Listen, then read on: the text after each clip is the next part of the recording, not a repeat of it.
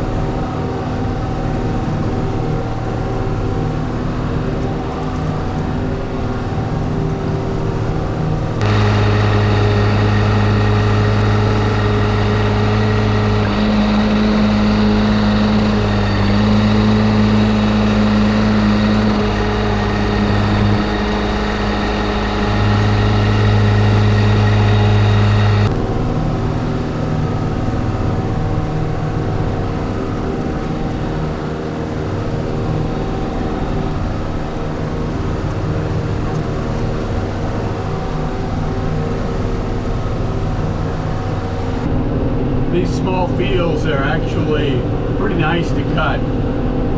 We've got a number of neighbors who don't farm, and they ask us to come in and take these small fields, and they'll let us replant them on the same schedule that we replant all of our big fields.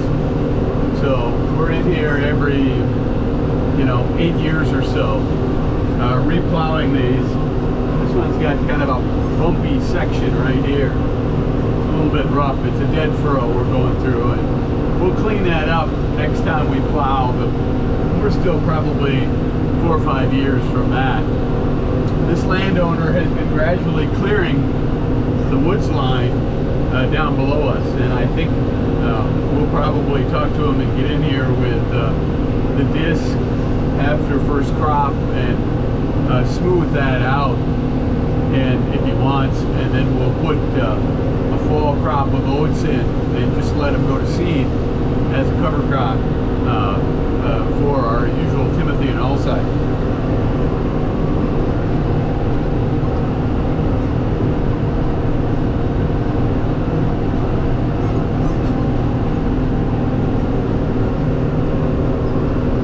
And then the following year we'll have a pretty good section of hay there, and we'll keep the field expanding. We like to be able to add each of these little fields. We like to be able to add land however we can, just because it's close to home. It's easy to get down the road and get here, both with haying equipment and then moving the round bales back home. Well, we show a lot of video of mowing from in the cab, but it's not very often you get a chance to see how tall this hay really is from ground level. Now, I'm 6 feet tall, and the tops of these Timothy plants, I think it's Timothy, are just about the same height as I am. You can see it waving in the breeze here. It's like wading into a jungle. And the understory is really thick. This is really heavy hay. You can see I'm 10 yards from the tractor, and all you can really see, you can't see the mower at all. All you can see is the cab sticking up. By contrast, now I'm in the next field over, and this is alfalfa, and it's a fairly early blossom. I'd say 30%, so it's a little later than we'd like to get to it, but it is really thick. This is nice looking alfalfa. I mean, there's a little bit of grass in it.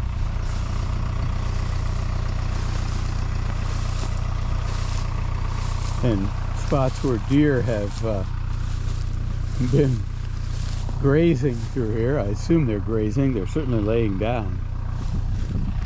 So this is a very sandy field and has every year really good alfalfa.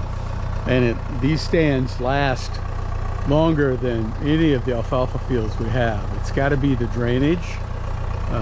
In a climate that gets plenty of rain like we do, this piece of hayfield is outstanding for us. So it'll be interesting to see when we get it baled what the tonnage is. This will all be round bales, wrapped round bales for the cows. Dry hay, but good hay.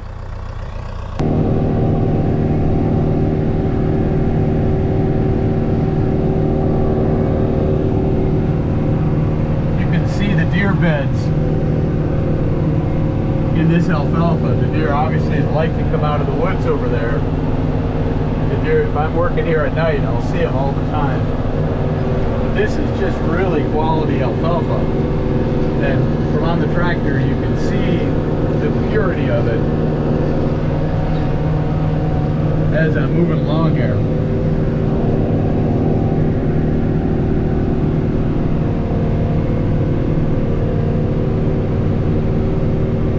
Nice of alfalfa I think as I've ever cut, and we don't spray this alfalfa, so this is just fertilized, planted, and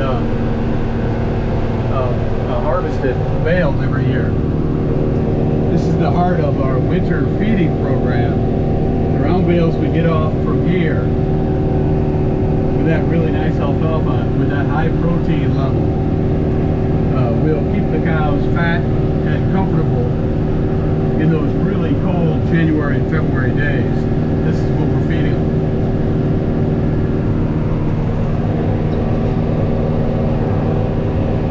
This is one of 4 alfalfa fields we have, but I don't think any of the other ones are, well, they're not as new as this, and I don't think they're quite as pure as this. Hard to say. We'll have to get into them to find out. But this is typically our best alfalfa field. And part of the reason is that this hilltop is sandy, so it has excellent drainage.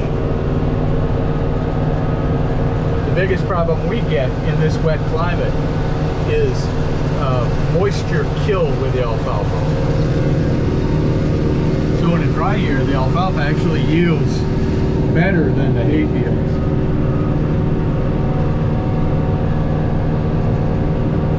This year, everything seems to be clicking on all cylinders.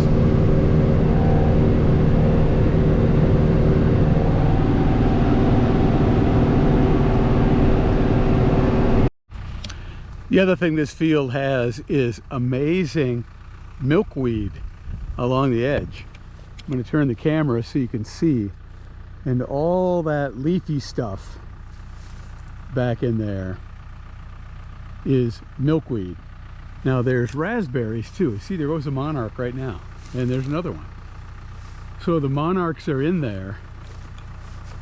In fact, there's 2, 3 more in the back cruising around.